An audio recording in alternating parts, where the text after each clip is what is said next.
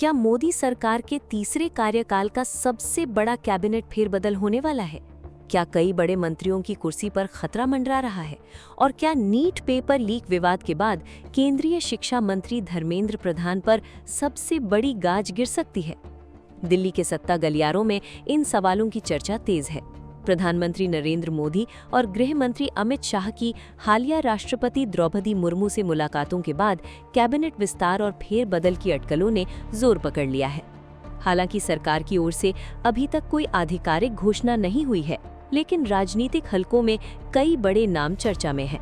सबसे ज्यादा चर्चा केंद्रीय शिक्षा मंत्री धर्मेंद्र प्रधान को लेकर हो रही है।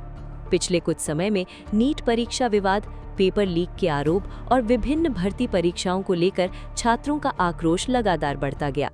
विपक्ष ने इस मुद्दे को संसद से लेकर सड़क तक उठाया। जंतर मंतर पर सीजेपी समेत कई संगठनों के प्रदर्शन हुए, जबकि कांग्रेस ने छात्रों की गूंज अभियान चलाकर देश के कई शहरों में प्रेस कॉन्फ्रेंस की।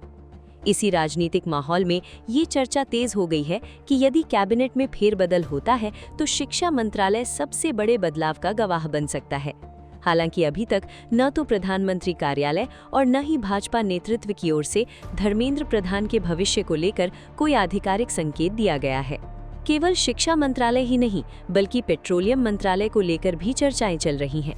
राजनीतिक गलियारों में ये भी कहा जा रहा है कि केंद्रीय मंत्री हरदीप सिंह पुरी के विभाग में भी बदलाव हो सकता है या उन्हें नई जिम्मेदारी दी जा सकती है, लेकिन ये भी फिलहाल केवल राजनीतिक अटकलों के दायरे में है।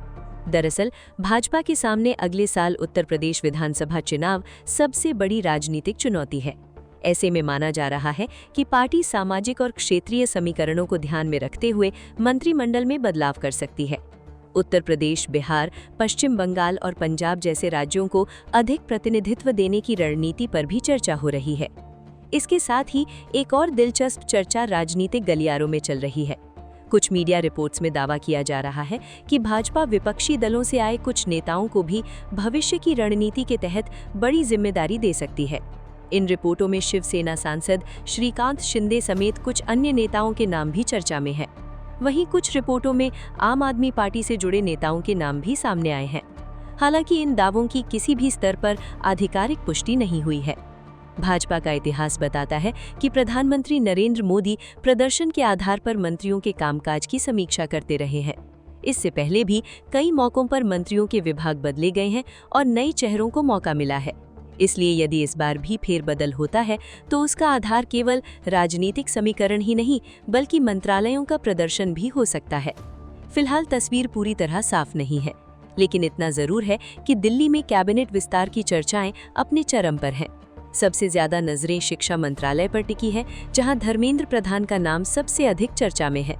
अब देखना होगा कि क्या ये केवल राजनीतिक अटकलें साबित होती हैं या फिर प्रधानमंत्री नरेंद्र मोदी अपने तीसरे कार्यकाल में बड़ा राजनीतिक संदेश देने वाला कैबिनेट फेरबदल करते हैं। अंतिम फैसला प्रधानमंत्री और भाजपा नेतृत्व के हाथ में है। जब तक आधिकारिक सूची सामने नहीं आती, तब तक किसी भी नाम को लेकर हो रही चर्चा को केवल राजनीतिक संभावनाओं और मीडिया रिपोर्ट्स के रूप में ही देखा जाना चाहिए। Subscribe to One India and never miss an update. Download the One India app now.